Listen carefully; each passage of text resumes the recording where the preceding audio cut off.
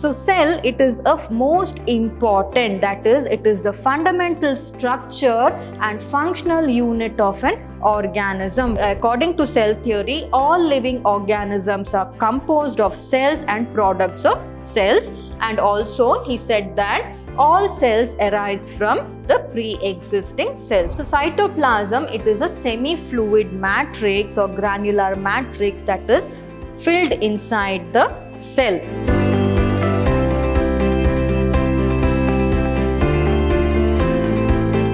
Hello everyone, a warm welcome to today's session on a new chapter, that is Cell, the Unit of Life.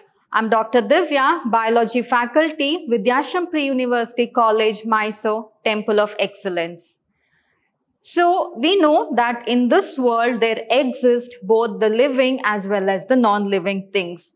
And few organisms or things, how can we say that they are living? It is because they show various activities such as growth, respiration, various biochemical activities and so on. And that is how we can say they are living. And why are these activities possible in such organisms? It is because of the presence of cell. So cells contain various organelles which bring about various biochemical activities that help a living organism to perform all the normal biological activities that is needed for the day-to-day life. But in the case of non-living organisms, since there is absence of cells, these organisms, they do not grow, they do not move, nor they exhibit any of the biochemical activities. So therefore, cell, it is one of the basic unit for a living organism. So in this chapter, we shall study about the cells, the type of cells wherein there are differences between the plant cell and the animal cell, and also differences in terms of eukaryotic cell and prokaryotic cell, and also we shall study the different type of cell organelles that are present inside a cell and how do they look, what is their structure and what their functions are. In today's session, I'll mainly concentrate on how the cell theory came into existence and who discovered the cell, what are the scientists' contribution towards the discovery of the cell and its components, and I should also talk about how we can differentiate between a eukaryotic cell and a prokaryotic cell as well as a plant cell and an animal cell. So we shall begin. So first, what is a cell? So we all know that our body is made up of cells. These cells come together to perform a particular function and therefore they form a tissue. The tissues will form the organ and the organ will form the organ system. So actually, what is the cell? So cell, it is of most important, that is, it is the fundamental structure and functional unit of an organism. Why? Because if any activity has to run smoothly in an organism, then the cell is one of the very important factors that contribute to it. So therefore, it is the fundamental structural and the functional unit of a living organism. And unicellular organisms, they have a single cell which is capable of helping it in being independent existence. That is, though unicellular organisms have only one cell, that cell itself is capable of keeping the organism or making the organism live independently. Therefore, the cell helps in independent existence of the unicellular organism, and also the cell helps in performing all the essential functions of the life in the case of unicellular organism. Not just unicellular, even in multicellular organism as well. And the discovery of cell, the credit actually goes to a scientist called Anton van Leeuwenhoek, who first saw and described the cell. So therefore, cell was found or discovered by Anton van Leeuwenhoek. So this is a scientist who actually contributed towards the discovery of the cell. So after Anton van Leeuwenhoek found that in the living organism there is a component called as a cell, later on after the advancement of microscope, that is when the electron microscope came into existence,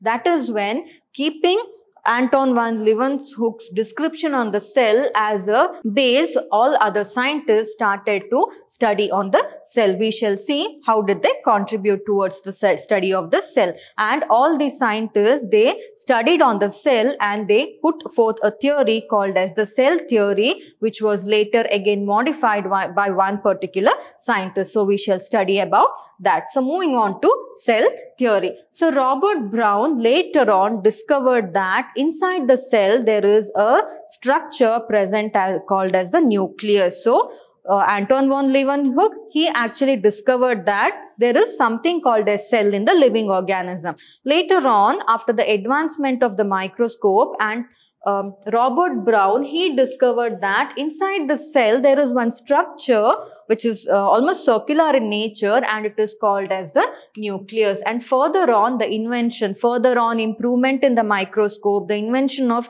new types of microscope, all that led to the revelation, or it led to revealing or finding out what are the different components that are present inside the cell, or the structural details of the cells. Until then, they only knew that there was a cell, and inside the cell nucleus was there. Once electron microscope and all came into existence, it was then certain other scientists, they found out that okay, the structure of the cell is so and so, inside the cell all these organelles are present, and so on. So next, after the advancement in the microscope, that is when electron microscopy came into existence, one scientist, that is Matthias Schleiden, in the year 1838, so he was a plant scientist, he was a German botanist. He examined a large number of plants cells under the microscope, and he found out that in the plants the cells are made up of different structures. They are composed of different kinds of cells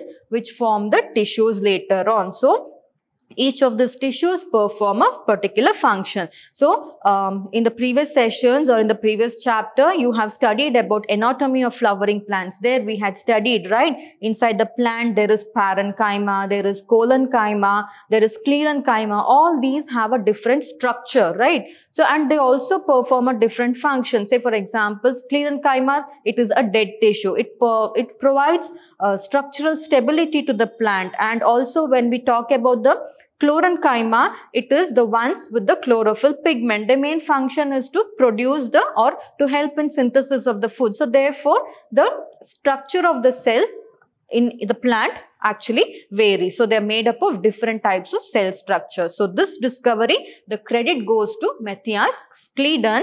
In the year 1838, he discovered about this.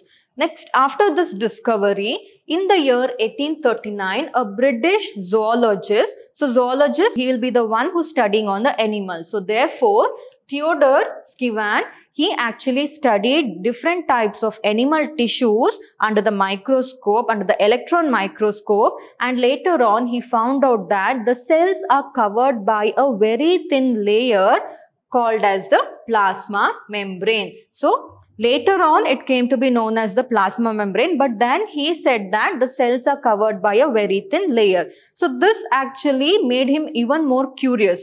And then what he did was, he said, okay, now I'll start studying with the plant cells. So he took a thin section of the plant material and he observed it under the microscope, and he found out that in the plant tissue, apart from the presence of the plasma membrane, there is one more membrane present outside to the plasma membrane, which is called as the cell wall. So this is what he found out. So he found out that, so that is when people came to know that, okay, there is one major difference between the animal cell and the plant cell. So what is that difference? The difference is that animal cell is only covered by a plasma membrane, whereas the plant cell, other than the plasma membrane, it is also covered by a layer of cell wall. So that is the discovery. This discovery credit goes to Theodor Schivan, who is a British zoologist, and he made this discovery in 1839.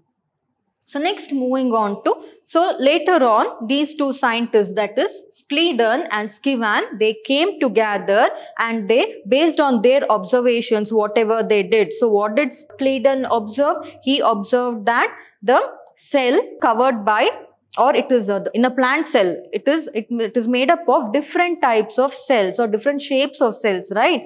And Skivan, he found out that the animal cell is covered by a plasma membrane, and the plant cell is covered by both a plasma membrane and a cell wall. So these two scientists, they came together and they put forth all their findings and research on the plant and the animal cell, and they finally came up with a theory called as a cell theory. But their cell theory had a major drawback. What was the drawback? Is that the theory did not explain how new cells are formed. So you know that, say for example, I'll take the example of we human beings. So we human beings, first inside a mother's womb, we are a single cell, right? In the form of an embryo or in the form of a zygote, we are a single cell. Later on, that single cell will divide and it will become multicellular, and that is how we have the hands, the legs, different types of cells in our body and all that, right?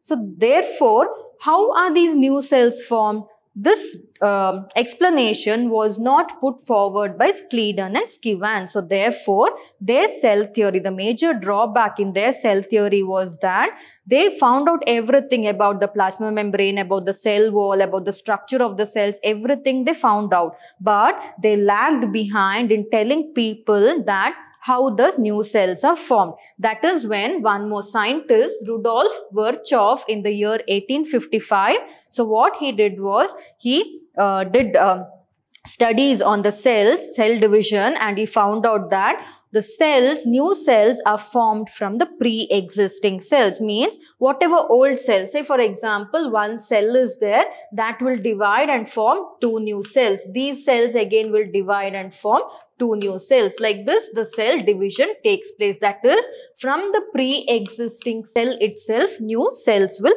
arise. And in Latin, his definition is called as the omnis cellulae cellula, meaning that cells divide and new cells are formed from the already existing cells or from the pre-existing cells. And later on, he modified his hypothesis, that is, whatever hypothesis Schleiden and Skivan put forward in cell theory, right? He modified that, and whatever they said, to that he added new statements. What did he do? He said that according to cell theory, all living organisms are composed of cells and products of cells. And also he said that all cells arise from the pre-existing cells. So from the old cells itself, the new cells are formed. So this is a slight modification that he did to the cell theory that was proposed by Schleiden and Skivan. So therefore, whatever cell theory we are following today, it is put forward by Rudolf Virchow based on the observations made by him and also the observations made by Schleiden and Skivan. So this is about the cell theory.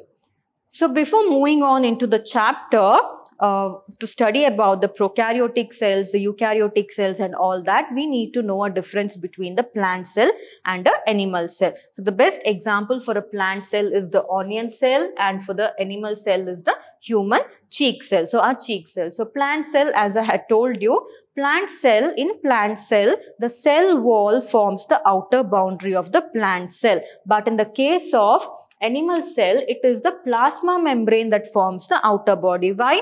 Because after the plasma membrane, there is no presence of a cell wall. But in the case of plant cell, there is a plasma membrane, and outside to the plasma membrane, there is presence of a cell wall. So that is one of the major difference between a plant cell and an animal.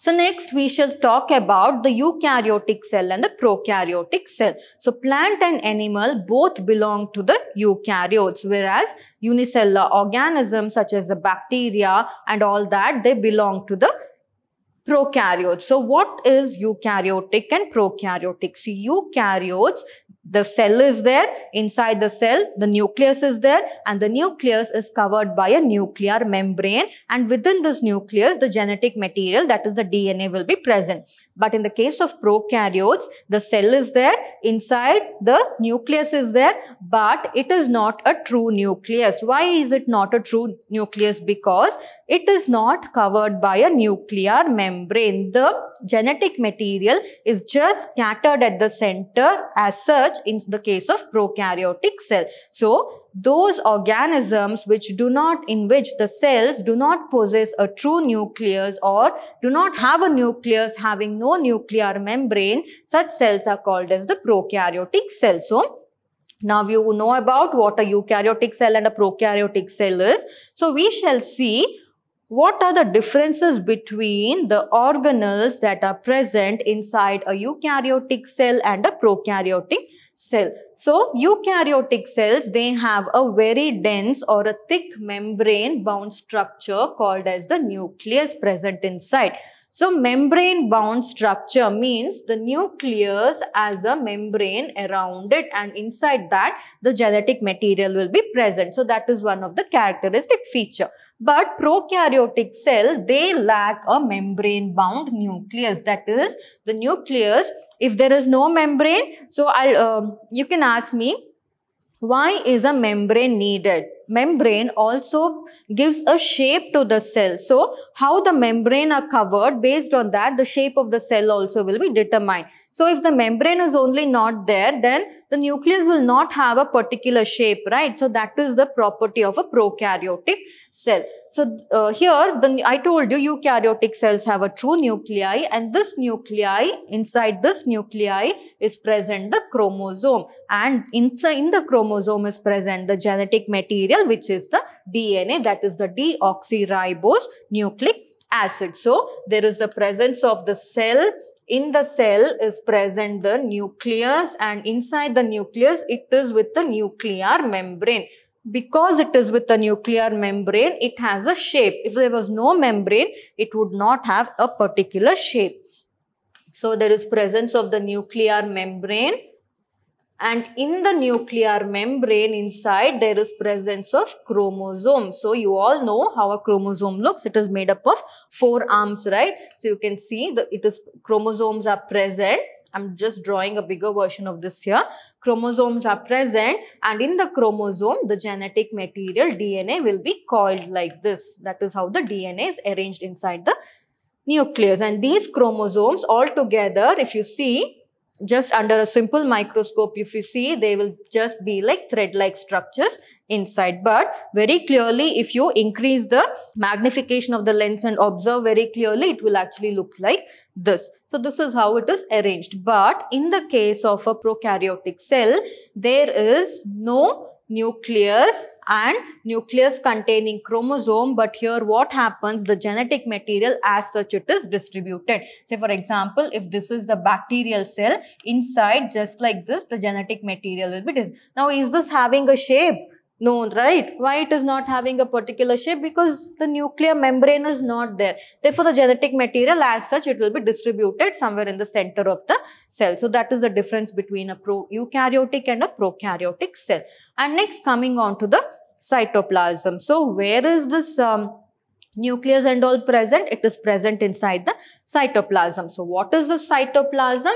So, cytoplasm, it is a semi-fluid matrix or granular matrix that is filled inside the cell.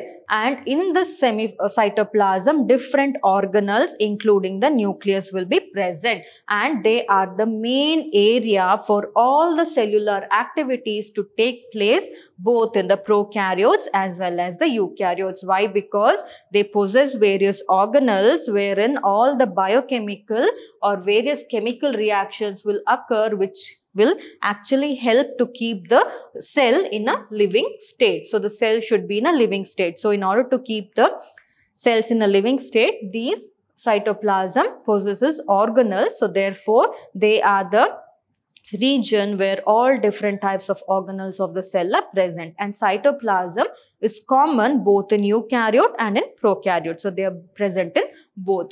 Next, about the organelles. So inside the cell, apart from the nucleus, in the fluid, semi-fluid matrix, that is the cytoplasm, there is presence of the cell organelles. So in eukaryotic cells, almost all the cell organelles such as the endoplasmic reticulum, the Golgi complex, the lysosome, the mitochondria, the microbodies, the vacuoles, all these are present. And I told you these organelles, they perform various biochemical activities, right? So say for example, the endoplasmic reticulum, its main activity is to synthesize proteins, carbohydrates, lipids, and so on. And the Golgi complex is the one which derives the lipids, carbohydrates and all produced by the endoplasmic reticulum and further processes it. When it comes to lysosomes, lysosomes actually help in repairing the dead cells. So that is one of the function. And also not just that, they help in partial digestion of the material that is needed for the cell. And also the mitochondria,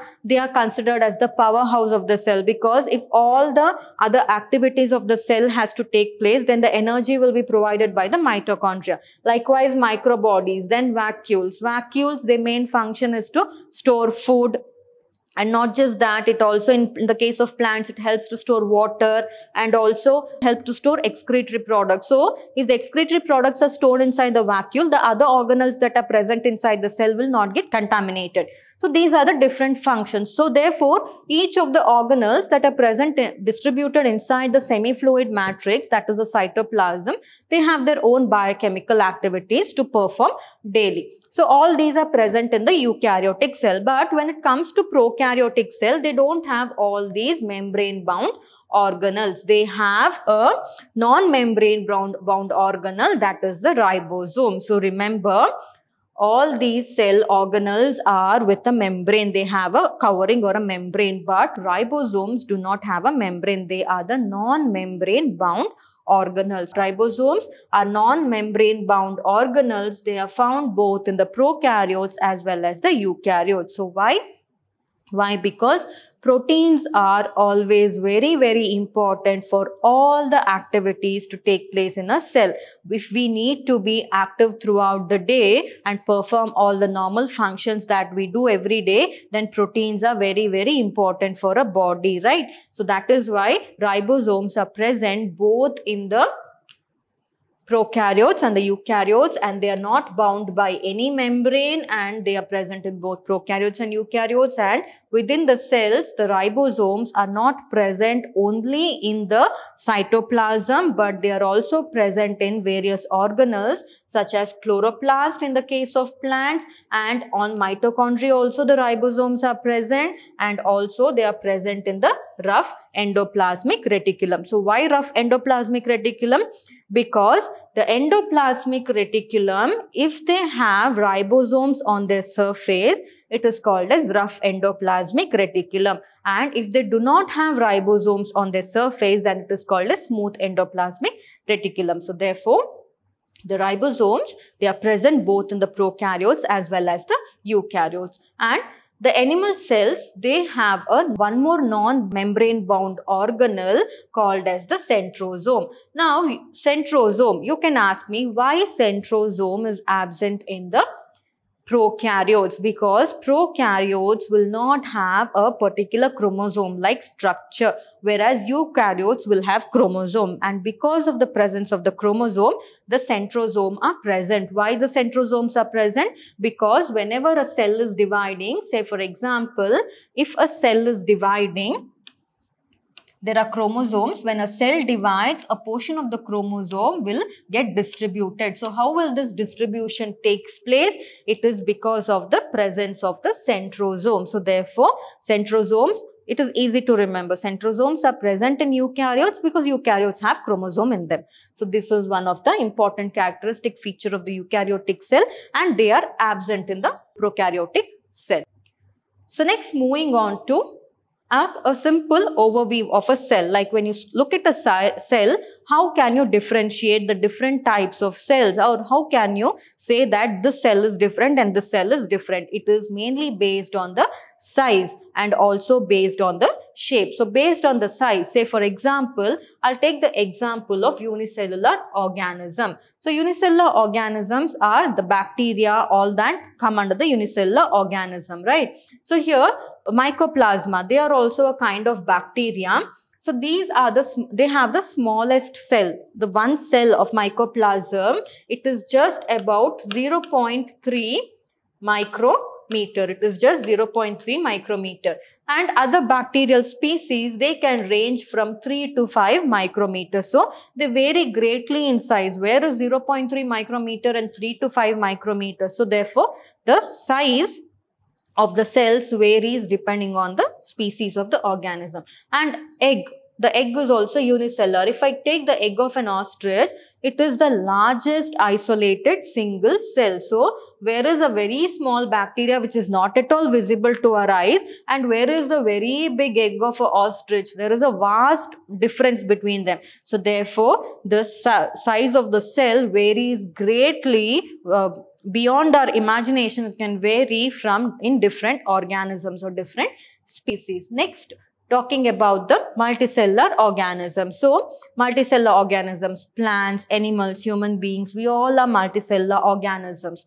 So here, if I take the example of the human red blood cells, it is about 7 micrometer in diameter. So the term diameter, because it is circular, I'm using the term diameter.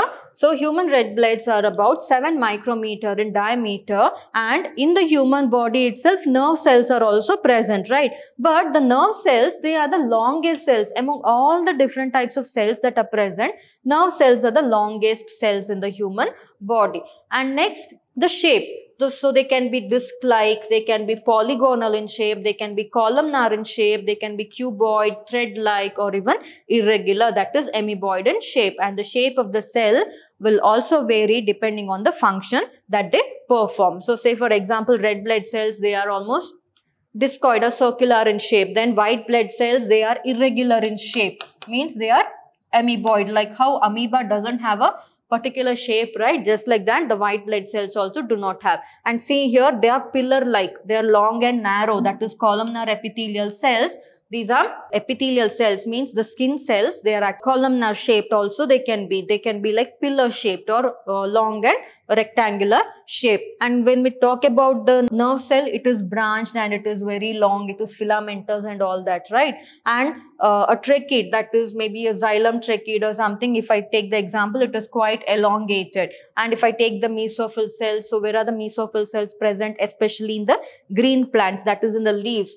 And they are usually made up of parenchyma, and they are round and oval in shape. So therefore, depending on the function and the type of species it is present in, the shapes of the cell greatly vary. So therefore, by looking at the cell, you can say what the shape of the cell is. So that is about the cells. So based on the shape and size in the unicellular and multicellular organism, they vary greatly. So in today's session, you studied about the cell theory and how different scientists contributed towards the cell theory, and also we studied about the major differences between the prokaryotic cell and the eukaryotic cell.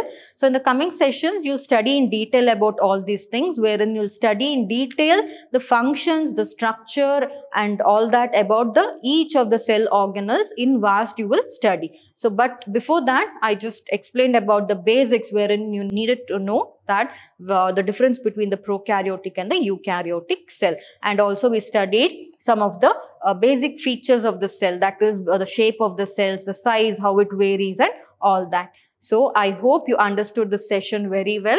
So, in the coming session, we shall study about the prokaryotic cell in detail, the membrane that covers the prokaryotic cell, what are the components that are present inside the prokaryotic cell, all that we'll study in the coming session. Thank you.